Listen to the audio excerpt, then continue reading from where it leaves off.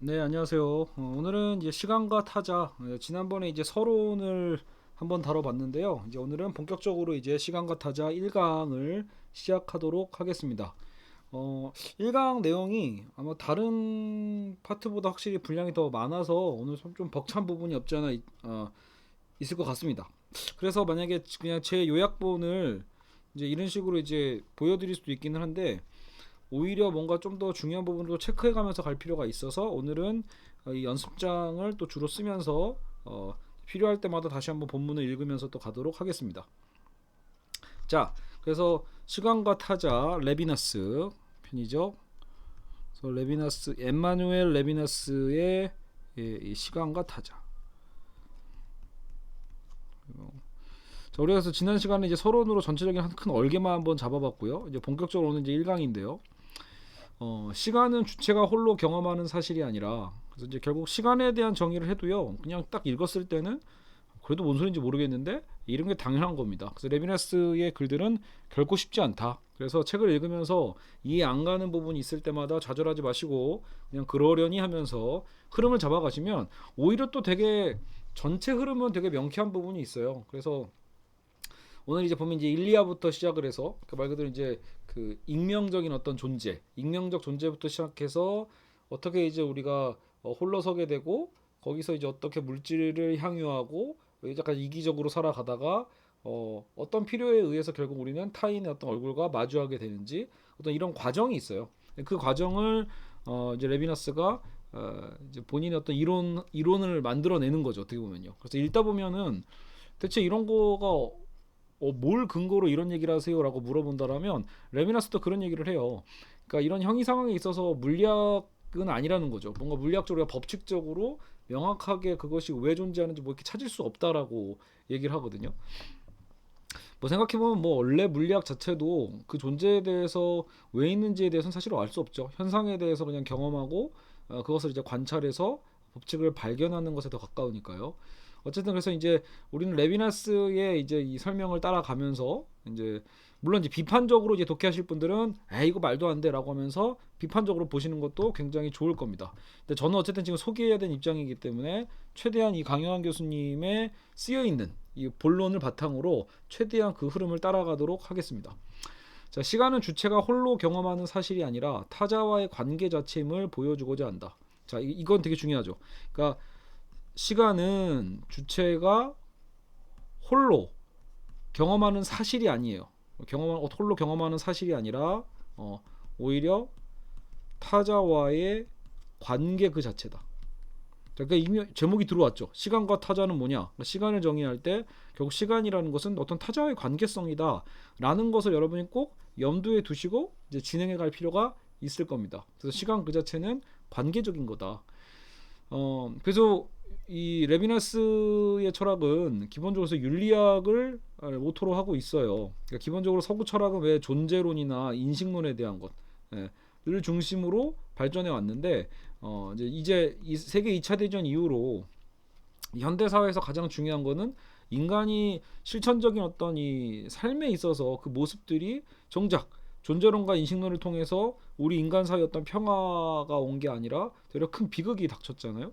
그랬을 때 정말 어떻게 보면 우리가 이제 다뤄야 될 부분은 이 사람과 사람과의 어떤 실천적 관계일 거예요. 그래서 레비나스는 그 윤리학에 대한 이 사회 방식을 새롭게 개진을 한 거고요. 그것이 어떻게 보면 지금 시대, 지금 오늘날에 굉장히 이제 뭐 난민이나 여러 가지 내전의 문제들 이런 것들을 다 포괄했을 때 굉장히 중요한 이슈가 되기 때문에 레비나스가 분명히 재조명되고 있다고 생각합니다.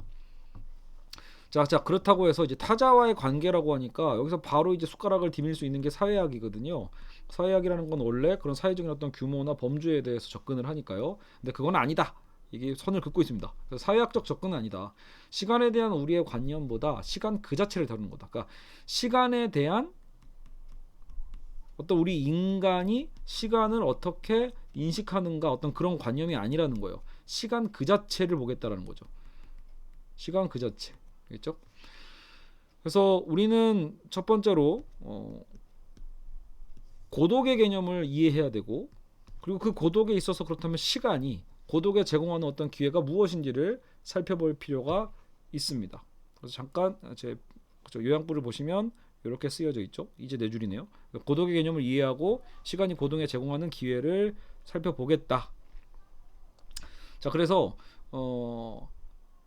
이는 인간학적인 것이 아닌 존재론적인 것이고, 그리고 존재는 빈 개념이 아니다. 존재라는 건 그러니까 무가 아니라는 소리입니다. 그러니까 여기서는 보통 존재하면은 존재는 무가 아니다. 고독과 집단성과 같은 개념은 변증법적 과정 중 어떤 순간에 출현한다. 자, 그래서 고독과 집단성과 같은 개념은 변증법적 과정 중에 어떤 순간에 출현하고요. 고독과 집단성은 심리학적 개념만은 아니다라는 거예요. 자, 심리학적 개념이 아니다. 자, 고독을 지금 우리가 다루고 있잖아요. 고독을 다루는데 실제로 우리가 고독하면 뭔가 심리적인 것과 연관이 되죠. 뭔가 그리고 대중적인 것, 내가 대중 속에서 뭔가 외로워, 고독해 이런 생각을 갖게 되는데 그런 접근은 역시 또 아니래요. 참 특이하죠. 우리가 알고 있는 어떤 상식과는 많이 다른 방식으로 접근을 하고 있는 거예요. 그래서 고독을 존재의 한 범주로 제한하는 것. 그러니까 고독인 그냥 심리적이거나 어떤 대중과 집단적인 것 안에서 발생하는 그런 고독이 아니라 존재론적으로 보겠다. 고독의 존재 그 자체에 대해서 고민하는 거죠. 존재의 한 범주로서 고독을 제한하고 존재의 일반 경제, 즉 세계 속에서 주체가 자신의 존재를 확립해가는 과정. 세계 속에서 우리가 어떻게 주체가 되는가, 주체로 서는가, 세계 가운데서 우리가 어떻게 주체로 서가는가, 존재 일반 경제 세계 속의 주체가 자신의 존재를 확립해가는 과정에서 고독이 차지하는 자리를 드러내고자 한다라고 해서 이렇게 기획을 얘기하고 있습니다. 그래서 여기서 하이데거와 비교로 일단 시작을 해요. 하이데거는 그래서 여러분 레비나스는 하이데거의 영향을 많이 받았지만 또 하이데거를 넘어서려고 한다고 했었죠. 그래서 하이데거는 타자와의 어떤 관계를 미리 주어진 것으로 봤다. 미리 주어진 것으로 보고 고독에 접근한다라면 레비나스는 이제 이런 방식에 반대한다라는 거예요. 그러니까 하이데거는 타인과의 관계를 현존재의 존재론적 구조로 설정하고 있지만 타인과의 관계에서 하이데거의 다자인 있죠. 어떤 현존재의 존재론적인 어떤 그 구조로서 설정은 해요. 거기에 있는 자 이렇게요. 실제로 이 관계가 보통 하이데거를 실존주의 철학자로 막 구분을 하잖아요. 인간의 실존에 대한 그렇죠? 이 현 상태에 대한 어떤 중요성을 얘기할 때 문제는 레비나스가 보기에는 부족하다라는 거예요. 하이데거가 말하고 있는 그것은 사실 실존 분석론에 아무 역할도 못 한다라는 거. 예. 어떻게 보면 그냥 하이데거는 이 존재와 시간이라는 책을 통해서 어쨌든 이 존재 물음에 대해서 다시 묻고 거기서 이제 현존재가 그 세계 가운데 어떻게 자리하고 있는지를 분석을 하는데 레비나스가 보기엔 이건 결국은 윤리학이라고 했잖아요. 그러니까 이 하이데거의 분석은 결국은 존재적인 거지 윤리적인 것이 아니기 때문에 실존 분석력에 아무 역할을 못한다.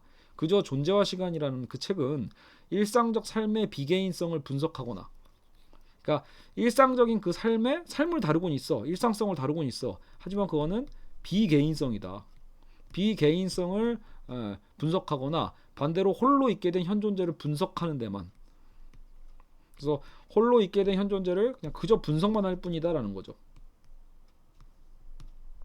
거기에서 한계가 있다. 거기에 머물 뿐이다라고 생각하시면 될 것 같아요. 그래서 하이데거에게 타자는 보통 이건 하이데거는 서로 함께 있음이거든요. 함께 있다. 그럼으로써 이 타자성을 얘기를 해요. 제가 보기에서 이 부분은 이해 안 가는 부분은 너무 뛰시고 제일 핵심적인 건 요거 같아요. 서로 함께 있음에 대한 얘기를 하이데거가 하고 있거든요. 근데 거기에 대해서 진리를 한가운데 두고 그것을 중심으로 서로 관계하는 방식을 말하는 거라면 레비나스는 얼굴과 얼굴을 마주하는 거거든요. 지난 시간에도 잠깐 얘기했죠. 그러니까 이거는 대면 관계예요. 서로 함께 있다. 타자라는 건 그건 결국 집단이고 어떤 공동체적인 개념이라면 이거는 이자 관계죠. 서로의 관계예요. 그러니까 훨씬 더 구체적인 관계란 말이에요. 그래서 얼굴과 얼굴을 마주한 관계다라고 얘기하고 있죠. 그래서 타자와의 근원적인 관계는 함께라는 전치사를 통해 묘사될 수 없다. 여기서는 함께 있음이라고 표현하는데 레미나스가 보기에는 함께로서 묘사할 수 있는 게 아니다. 사람들은 집단성이 행복이고 고독은 그 반대라는 경험을 갖고 있는데 그러니까 요거는 고독과 거리가 먼 것처럼 생각을 한다라는 거죠. 레비나스는 그것과는 다른 측면에서 고독을 논한다. 고독의 존재론적 뿌리를 찾아봄으로써 고독을 어떻게 벗어날 수 있는가를 살펴볼 수 있으나 이와 같은 지식으로는 고독 자체를 벗어날 길이 없음을 미리 확인해야 된다. 결국 우리가 이제 고독에 대한 존재론적 뿌리를 찾는다고 해서 고독이 해결된다는 얘기는 아닙니다. 알겠죠? 지식의 대상은 주체에 의해 흡수되고, 자, 그래서 우리가 지식이라는 건 뭐예요? 어떤 지식이 있다라는 건 어떤 그 대상에 대한 알미잖아요. 어떤 대상에 대해서 내가 알고 있어. 그래서 지식이라는 것은 어디 갔죠? 제가 좀 놓쳐버렸네요. 자, 지식의 대상은 주체에 의해 흡수가 된다. 그러니까 우리가 주체가 대상을 인식하잖아요. 인식하는 어떤 그것이 지식이죠. 그러니까 결국 대상을 내 안으로 흡수해 버리는 거예요. 예. 어떻게 보면 이거 약간 그 현상학적인 그 지향성의 어떤 개념과도 비슷할 수 있어요. 내가 무언가를 의식적으로 지향함으로써 그것과 하나 되는 거거든요. 그래서 요거는 내 쪽으로 흡수를 하는 거죠. 주체에 의해서 지식에 의해서 주체에 의해 흡수되고 이원성은 사라져요. 아까 얼굴과 얼굴은 서로의 관계잖아요. 이건 이원성이거든요. 근데 우리가 알고 있는 이 지식이라는 것은 결국은 일원이 돼요. 반면에 정반대로 마찬가지예요. 우리가 어떤 대상에 나를 던져 그 대상에 일체화돼. 그게 무화경이거든요. 무아지경할 때. 그 무화경의 상태는 주체가 대상에 또 흡수되는 방식이에요. 결국 그것도 아니라는 거예요. 지성주의의 방식이나 무화경의 그러니까 지성주의도 안 되고요. 지성주의 이건 신비주의. 근데 어떤 대상에 나를 일체화시키는 것. 그죠? 그런 것도 안 된다라는 거죠. 지성주의 방식도 신비주의 방식도 결국은 다 뭐다? 이게 일원화가 된다는 얘기는 결국은 이것은 타자성의 소멸을 얘기한다. 그러니까 결국은 레비나스는 이런 행태에 대한 비판을 좀 하고 있는 거죠. 그는 결국은 타자에 대한 개념을 끌고 가는 사람이니까요. 그래서 이런 일원화의 어떤 관계, 지성주의나 신비주의 모두를 모두 까기를 한다. 그래서 우리는 고통과 죽음의 문제에 부딪혀야만 한다라는 거예요. 결국은 우리가 이런 타자성을 얻기 위해서는 고통, 죽음 거기에 우리는 마주해야 된다. 신비롭기는 하지만 반드시 무라고 할 수 없는 죽음 앞에서 죽음은 무인가? 그렇지 않다라는 거죠. 분명히 죽음은 아무것도 아닌 것도 같지만 사실 무언가 있음이거든요. 죽음의 문제에 부딪혀야 되고 그래서 신비롭긴 하지만 반드시 무라고 할 수 없는 죽음 앞에서 어느 한 항에 의한 다른 항의 흡수는 발생하지 않게 된다라는 거죠. 그러니까 우리가 지식도 아니고 신비주의도 아니고 우리는 오히려 죽음 앞에 서야 되는 거예요. 그러니까 우리는 죽음 앞에서 일원화가 되지 않는다라는 거죠. 어느 항의 흡수는 발생하지 않게 된다. 내가 죽음에 흡수되는 것도 아니고 어떤 죽음에 대한 어떤 지식을 통해서 흡수할 수도 없어요. 여기서 그 얘기는 안 나왔지만 죽음은 신비한 것이고 타자적인 거거든요.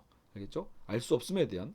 그래서 즉 레비나스는 파르메니데스와 같은 존재는 하나, 불변에 대한 주장을 비판하면서 이건 이제 고대 철학자를 얘기하는 겁니다. 파르메니데스. 그래서 어떤 이론론을 비판하면서 생성은 다수고 변화하는 것으로 존재 다원론을 내세운다. 그죠? 자, 그래서 존재의 고독의 아픔은 어디서 기원하는가? 우리의 관계는 기본적으로 타동사적이다. 자, 우리의 고독은 결국 관계적인 거죠. 근데 우리의 관계는 또 타동사적이다. 이게 무슨 말이에요? 타동사라는 게 혼자서는 있을 수 없는 동사를 타동사라고 하잖아요. 그래서 무언가 관계성을 필요로 하는 동사죠.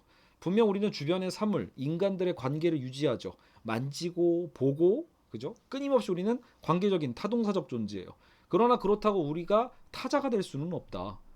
우리가 그렇다고 여러 관계에서 나 스스로 존재하지 않고 타동사적으로 존재한다 한들 그렇다고 해서 우리가 그거를 관계를 유지한다고 해서 우리가 타자가 될 수 있는가? 그건 아니란 거예요. 우리는 존재적으로 혼자예요. 우리는 존재적으로 혼자다. 그러니까 고독을 존재적으로 분석하겠다는 얘기가 결국 이런 얘기겠죠. 그래서 뭐 우리가 군중 속에서 혼자 있다 이런 개념에서 아까처럼 심리적인 개념으로 좀 접근하는 건 아니고 오히려 이제 어쨌든 존재론적으로 보고자 하는 거예요. 레비나스는요. 그래서 나는 존재적으로 혼자고 나의 존재함은 어떤 지향성도 어떤 관계도 없는 절대적인 자동사적인 요소를 구성한다. 아까 타동사적이라고 해놓고 다시 이게 자동사로 바뀌어요.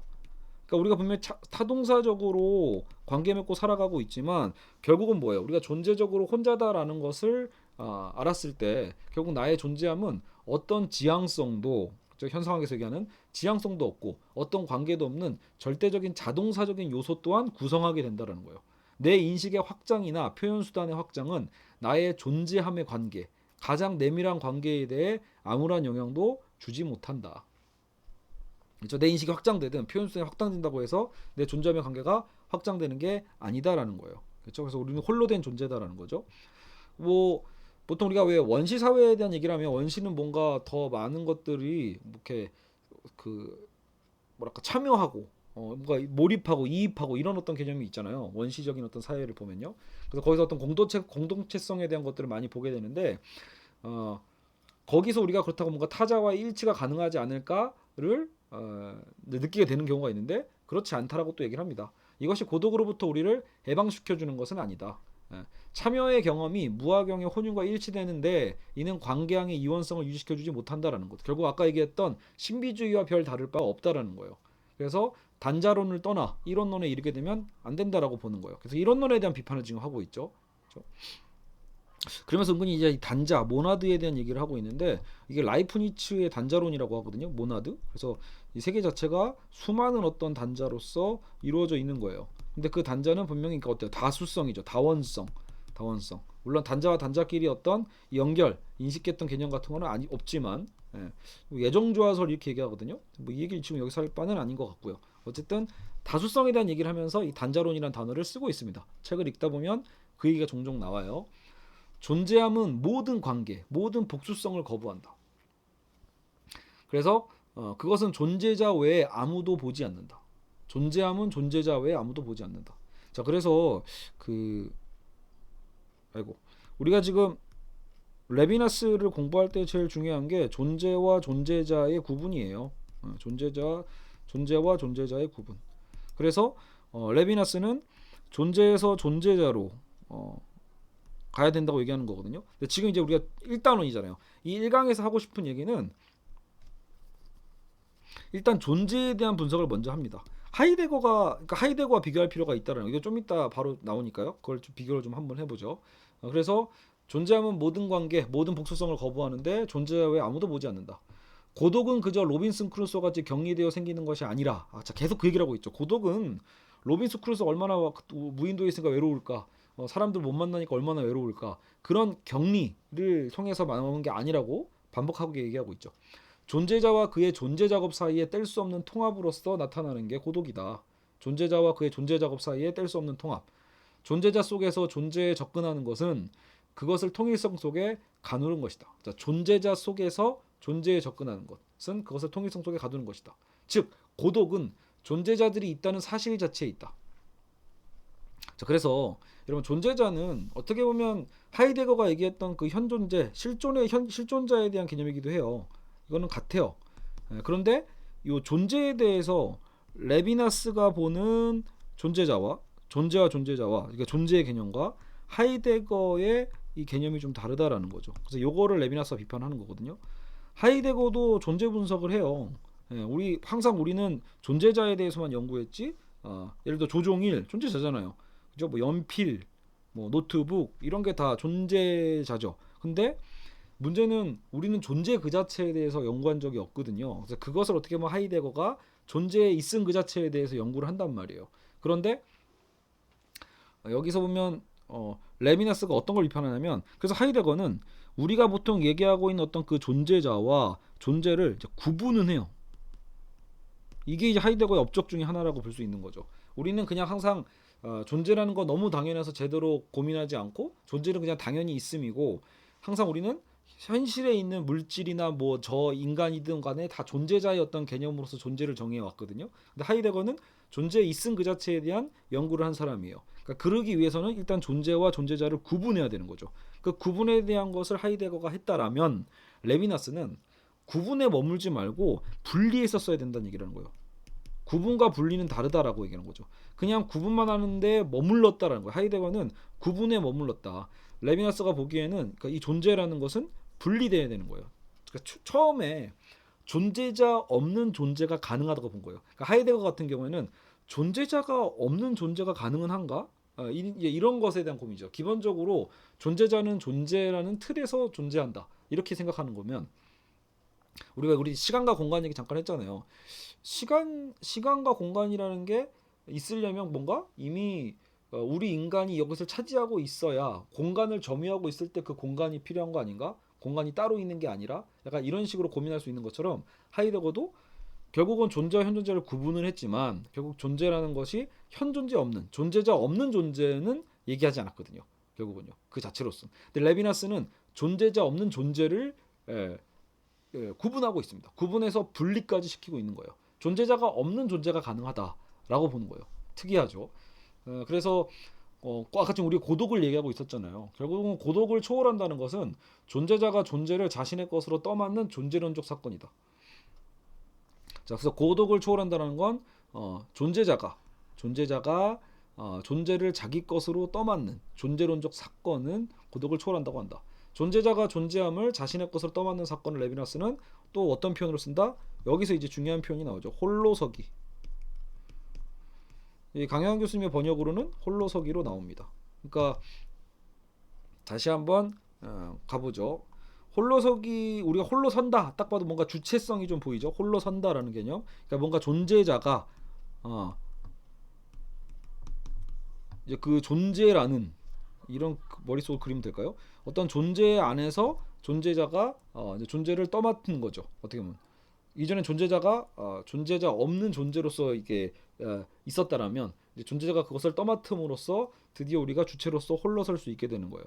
그러니까 이 전 단계는 뭐예요? 존재자가 없는 단계가 그러니까 가능하다는 얘기예요. 존재자 없는 존재 요것만 있는 거예요. 얘만 존재자 없는 존재.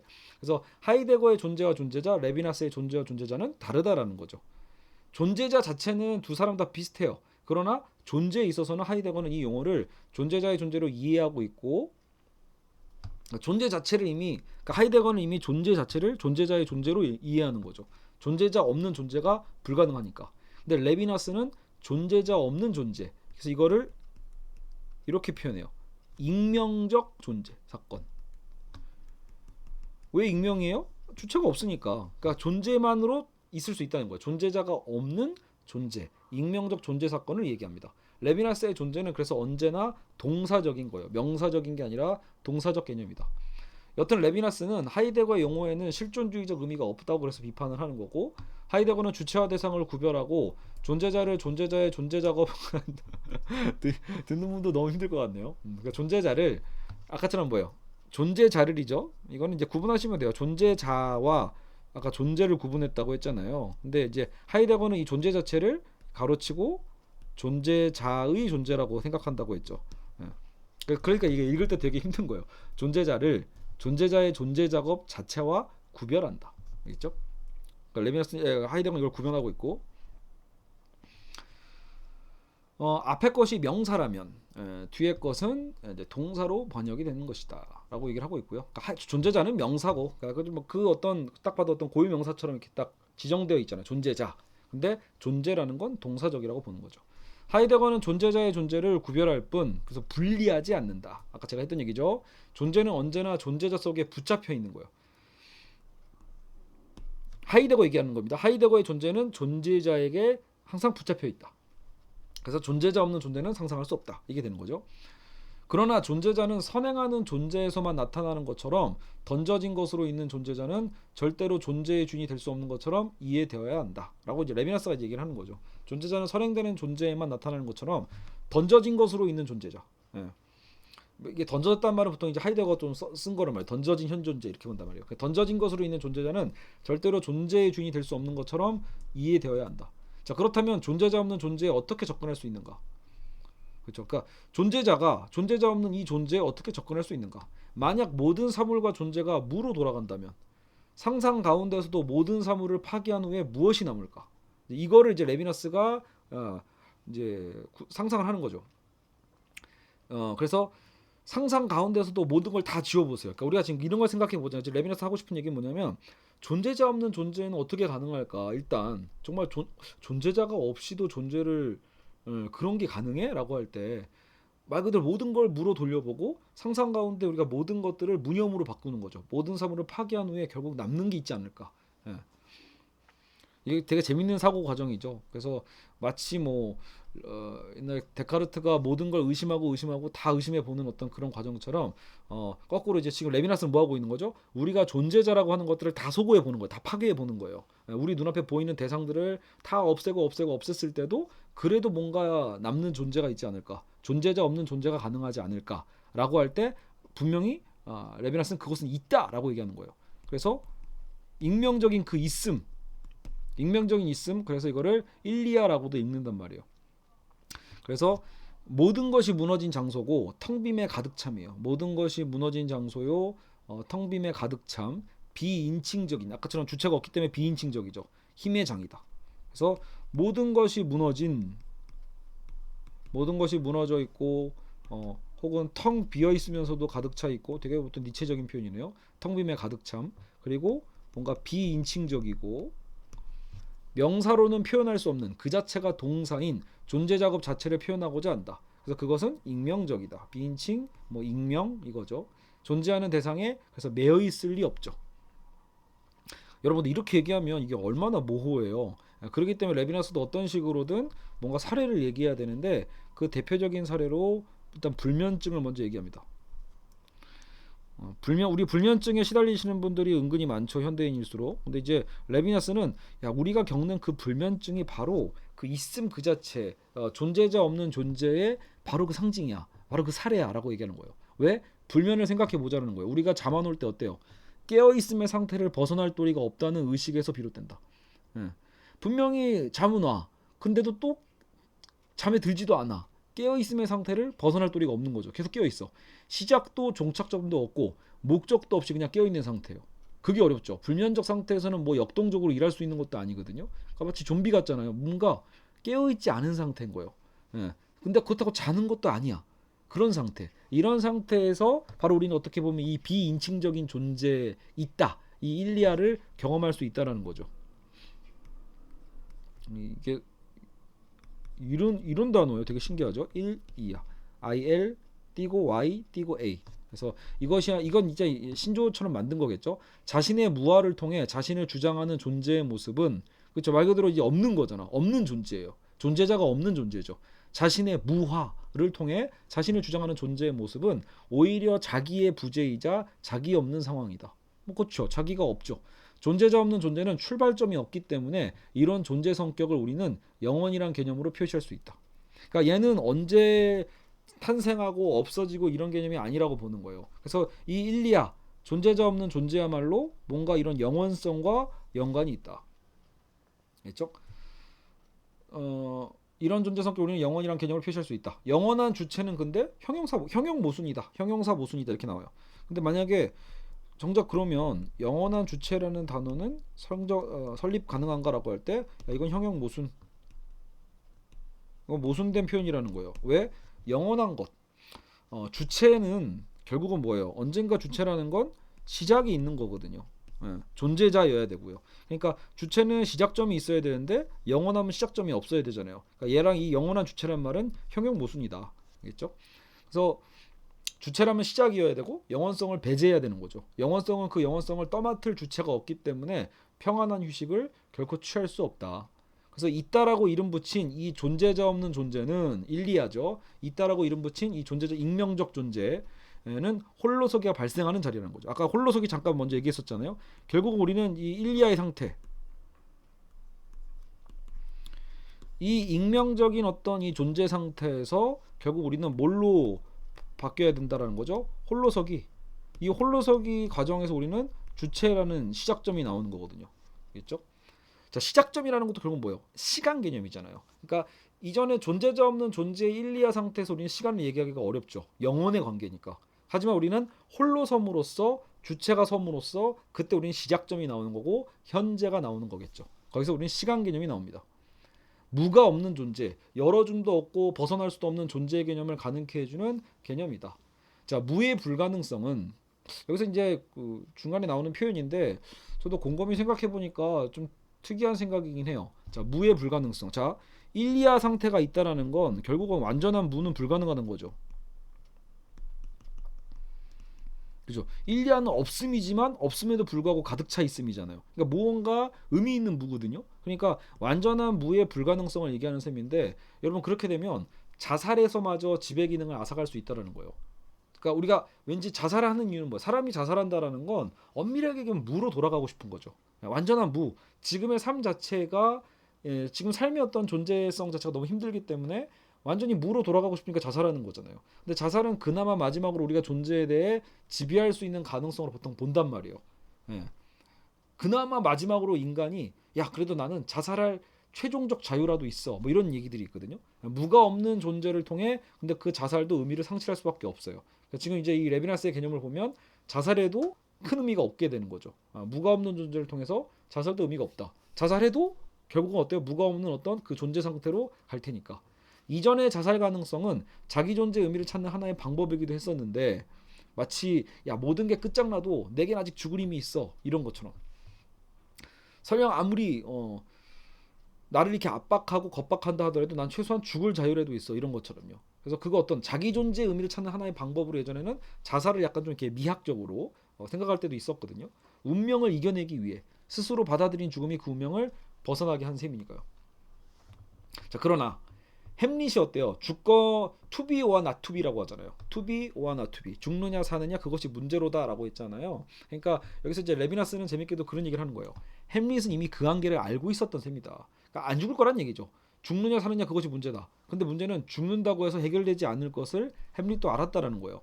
존재하지 않음이 불가능하고 자살을 하더라도 부조리는 어쩔 수 없음을 햄릿은 알고 있지 않았을까? 뭐 이런 얘기예요. 결국 존재는 유한하기 때문이 아니라 한계가 없기 때문에 오히려 악하다.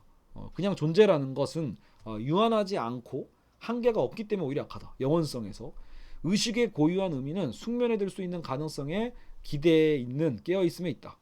자, 그래서 우리 인간의 의식리가 나왔어요. 그래서 의식의 고유한 의미는 숙면에 들 수 있는 가능성에 기대에 있는 깨어 있음에 있다. 그러니까 숙면 자체가 재밌겠죠. 그러니까 숙면을 들 수 있는 가능성, 숙면 가능성, 숙면에 들 수 있는 그 가능성에서 우리는 오히려 어떤 의미성을 찾게 되는 거죠. 되려 그것은 뭐예요? 가능성에 기대어 있는 깨어 있음에 있다. 보통 우리는 그러니까 이건 레비나스의 독특한 부분이래요. 그러니까 숙면을 통해서 오히려 인간의 어떤 의식과 의식에 대한 어떤 의미를 얘기하고 있는 철학자는 거의 처음인 거죠. 보통은 우리가 말 그대로 그냥 깨어 있음을 통해서 우리는 의식을 얘기하잖아요. 근데 오히려 레비나스는 깨어 있음에서 우리의 의식을 찾는 게 아니라 숙면에 들 수 있는 그 가능성이 있기 때문에 깨어 있는 게 의미가 있는 거죠. 역으로. 그래서 숙면에 들 수 있는 가능성에서 우리의 의식의 의미를 찾습니다. 나라는 사실은 비인격적인 깨어있음의 상황을 벗어날 수 있는 능력이 있다는 거예요. 나라는 사실은 비인격적인 깨어있음의 상황을 벗어날 수 있는 능력, 그게 숙면이에요. 거기서 나의 주체성이 또 드러나는 거죠. 주체의 의식작용과 세계와의 관련성, 의미부여는 결국은 잠을 통해서 실현되는 거다. 주체의 의식작용, 세계와의 관련성, 그리고 의미부여하는 것은 뭐를 통해서? 결국은 잠을 통해서 실현된다. 자는 도중에 실현된다 이게 아니라요. 그 숙면에 대한 가능성 속에서 우리는 오히려 그런 주체의 의식작용과 세계와의 관련성과 어떤 의미부여가 가능해진다. 그런 의미로 이해하시면 되겠습니다. 그래서 홀로서기 보죠. 그러면 우리의 의식이란 익명적 있음의 깨어있음으로부터의 결별이고 익명적 있음의 깨어있음으로부터 결별이고 홀로서기인 셈이다. 의식이 왜 생기는지는 알 수 없다. 다만 홀로서기의 의미가 무엇인지를 보여줄 수 있다. 그래서 레비나스는 뭐 의식이 왜 생기죠 이런 거는 알 수 있는 영역이 아니라는 거예요. 다만 우리는 그 현상에 대해서 얘기할 수 있다라는 거죠. 그래서 의식은 홀로서기다. 우리가 무언가를 의식한다라는 건 홀로 서는 거고 그것은 일종의 어떤 주체성의 가능성을 보여주는 거죠. 존재자의 출현으로 익명적인 존재 사건의 새로운 전환이 일어난다. 그러니까 의식 홀로서기라는 건 이제 단순히 아까처럼 일리아의 세계가 아니라 존재자의 출현이죠. 그래서 존재자는 이제 아까 그 존재를 소유하는 거예요. 존재자가 존재를 소유하는 것. 소유하며 존재 지배를 통해 홀로 서게 된다. 이 그림 그려지죠. 아까처럼 그런 익명적인 그 존재에서 벗어나서 이제는 존재자가 존재를 지배하고 그럼으로써 이제 홀로 서는 거예요. 의식적으로. 익명적 존재 속에 어떤 존재자가 들어서기 위해서는 자기를 떠났다가 다시 자기에게 복귀하는 일이 가능해야 된다. 이런 거 약간 변증법적인 거죠. 자기 동일성의 작업. 존재자는 자기 동일성의 확인을 통해 다시 자기 속에 갇히게 되는 것. 이는 단자, 모나드이며 거기서 고독이다. 여기서 이제 고독의 얘기를 또 하고 있습니다. 나에게 다시 되돌아옴. 그러니까 아직은 여러분 봐요. 지금 타자가 어때요? 등장하지 않았죠. 지금은 이제 우리는 타자를 만나기도 전에 일단 어떻게 홀로 서는가에 대한 얘기를 지금 하고 있는 거예요. 누가요? 레비나스가요. 알겠죠? 그 특이하게 레비나스만 아까 그 특이성이 뭐였죠? 존재자 없는 존재부터 시작을 한 거예요. 일리아는 어떻게 있는 것이고 그 일리아 속에서 우리가 어떻게 홀로 서게 되는가 그 과정을 보여주고 있어요. 홀로서기의 사건은 여기 현재 시간 나옵니다. 결국 이 홀로서기의 사건은 현재다. 이게 시간성이죠. 현재는 자기로부터 출발한다. 현재는 시작도 끝도 없는 무한한 존재의 시줄에 생겨난 하나의 균열이다. 어떤 균열이요? 여기에 무한을 찢는 거죠. 무한이 영원이잖아요. 무한과 어떤 영원을 찢고 나온 어떤 그 균열 속에서 현재가 나오는 거죠. 그래서 현재는 어떻게 보면 다르게 표현하면 여러 가지 계속 이제 둘러서 표현을 하고 있죠. 현재는 시작이다. 무언가 시작한다라는 것, 그것은 지금의 현재성을 얘기하는 거예요. 알겠죠? 시작 그 자체다. 자, 그러나 홀로서기, 우리 자신에게 현재를 부여한다고 연속적인 지속의 흐름 속에서 일정한 시간길이나 시점을 우리가 갖는다는 것은 아니다. 그저 비인칭적인 존재의 무한 속에, 아까 그 일리아죠. 비인칭적의 존재의 무한 속에 균열을 일으키는 현재의 기능일 뿐이라는 거죠. 현재의 기능은 존재론적인 거고 주체의 실현을 의미한다. 현재는 자기로부터의 출발을 실행하는 기능이며 그 때문에 항상 또 소멸한다. 무슨 말이냐면 현재라는 게 계속 유지되는 그 개념이 아니라 현재는 또 항상 소멸하는 거죠. 새로운 현재가 계속 나타나는 거고. 그러니까 현재와 소멸은 계속해서 같이 쌍으로 움직인다고 볼 수도 있는 거예요. 지금 현재라는 것은 소멸하고 소멸은 다시 또 시작의 근본 형식이죠. 소멸하면서 이건 다시 또 시작이 되고. 자, 현재, 소멸, 시작 이렇게 연결이 되죠. 현재와 나는 존재자로 전환되며 우리는 이것으로부터 시간을 구성할 수 있고. 자, 현재와 나는 존재자로 전환이 됩니다. 이제 우리는 이것으로부터 시간을 구성할 수 있게 되고 시간을 존재자로서 소유할 수 있다. 현재를 존재에 대한 존재자의 지배로 정립할 때 우리는 더 이상 경험이라고 부를 수 없는 탐구의 차원에 있게 된다. 현재를 존재에 대한 존재자의 지배로 정립할 때, 그렇죠? 우리는 더 이상 경험이라 부를 수 없는 탐구의 차원에 있게 된다. 시간은 존재와 존재자 사이의 다른 관계를 보여줄 수 있다. 시간은 타인과 관계하는 사건 자체이다. 아까 우리 처음에 다뤘던 그 표현이 다시 나오죠. 시간은 타인과 관계하는 사건 그 자체다. 시간이 현재 이론론적 홀로서기를 넘어서서 다원론적 존재를 가능케 해주는 거다라고 얘기를 하고 있습니다.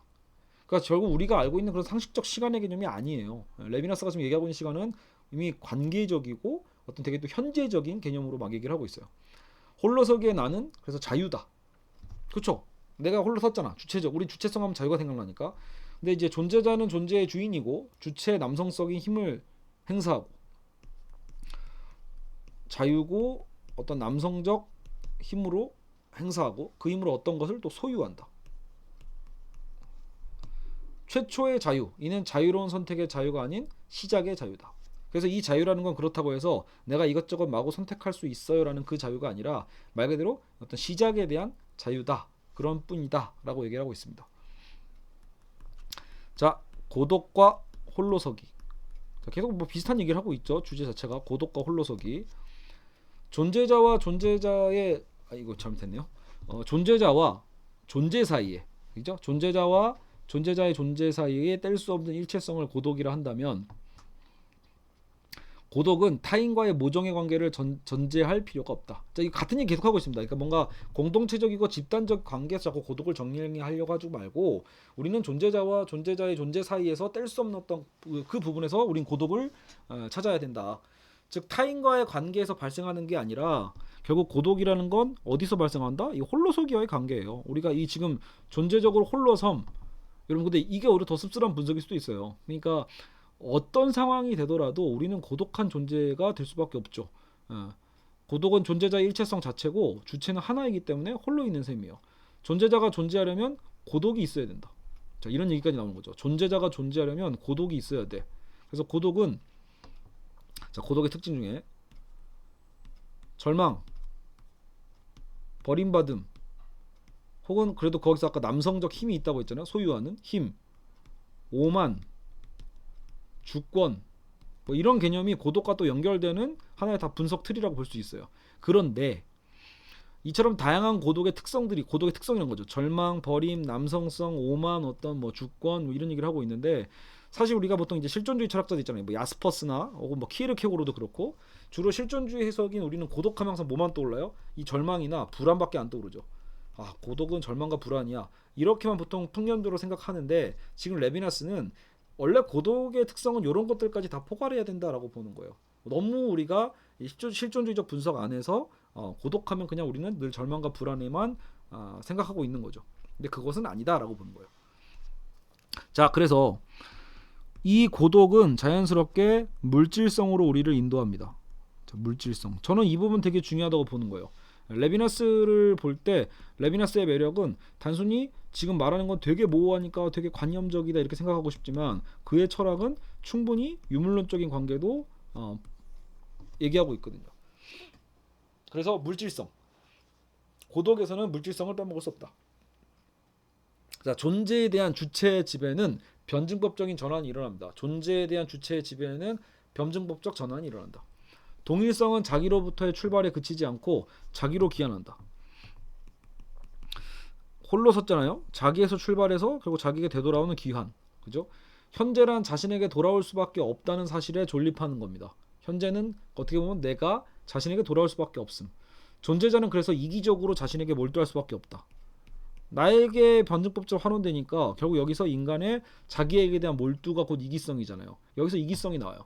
자기에게 몰두하고, 그럼 그것이 곧 뭐라고 할 수 있다? 이것은 주체의 물질성으로 드러나는 거예요. 그러니까 우리가 이제는 집착할 수 있는 것이 결국 뭐예요? 이런 물질적인 것들이죠.